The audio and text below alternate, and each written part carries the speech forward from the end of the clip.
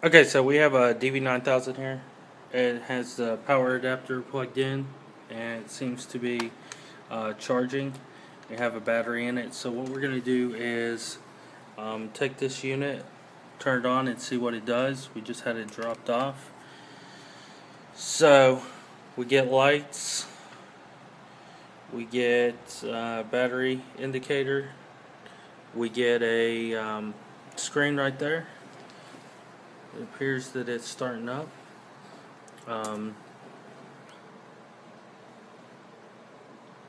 We have it going into Windows. It appears to be Vista.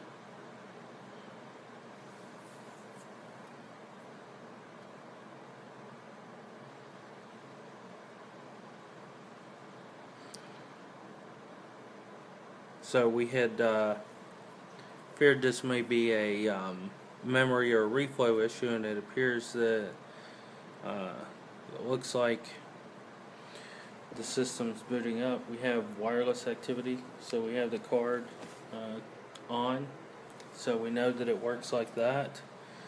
We have a cursor right there, and we know that the well, doesn't appear that the trackpad's working.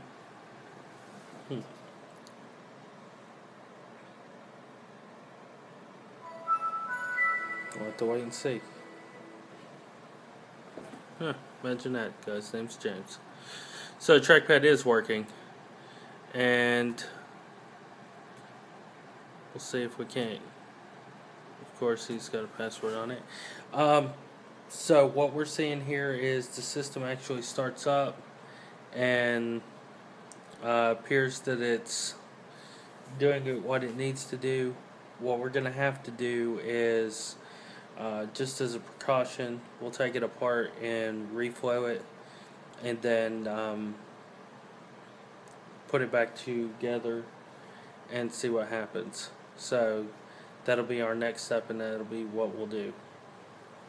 So upon shutting the system down, we see that it has automatic updates being installed, and we have the hard drive activity light. So that's something that we had from the very beginning.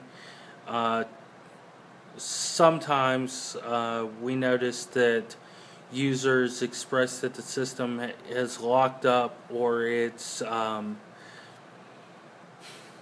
doesn't exactly work to what they wish it would, and they believe that it's a reflow issue, and then usually it's updates setting to be downloaded or installed. So what we're going to do is allow this update to install itself, because we really don't know what it is, because we can never get into the system. Then we're going to boot up the system, check it a little bit more. We're going to run a performance test on it and see if it crashes on the performance test. And then in the end, no matter what happens, we're going to take and reflow it just as a precaution and put it back together. So we don't believe that that's the issue with this system. We believe that it's a issue linked to the driver, not the drivers, but the automatic updates. So we're going to let those finish and do what it's going to do, and then as a precaution and as a service, we'll reflow it still the same that we always do. So we'll do that and let it go and see what it does. Okay, so we have our board sitting on here, heating up, ready to be reflowed. After it gets done preheating, then we'll cut the light on and start doing it. So that's what we're going to do. We're going to let it get ready to do what it's going to do, and then we'll go from there. Okay, so we have everything back together. Of course, the laptop, we're in the BIOS, just checking things out. But what we're going to do is escape out of this and see if we can't get it to start up into Windows. My estimation is that it just needed to apply those updates, but we'll let it do what it's going to do and see what happens. So now we're going to start it up. See if we can't get the backlight. There's backlight.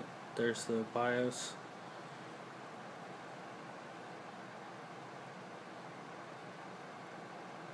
And we got Windows. So I'm going to say this one's good to go. It's done. So we'll take this one and call it complete. Say it's finished. It was just automatic updates, I believe, but we took it apart and reflowed it anyways and went through the whole entire process just to ensure. But we see that the lights, hard drive activity, wireless, and everything on the trackpad starts up. So we're going to say that everything's done, and that's good.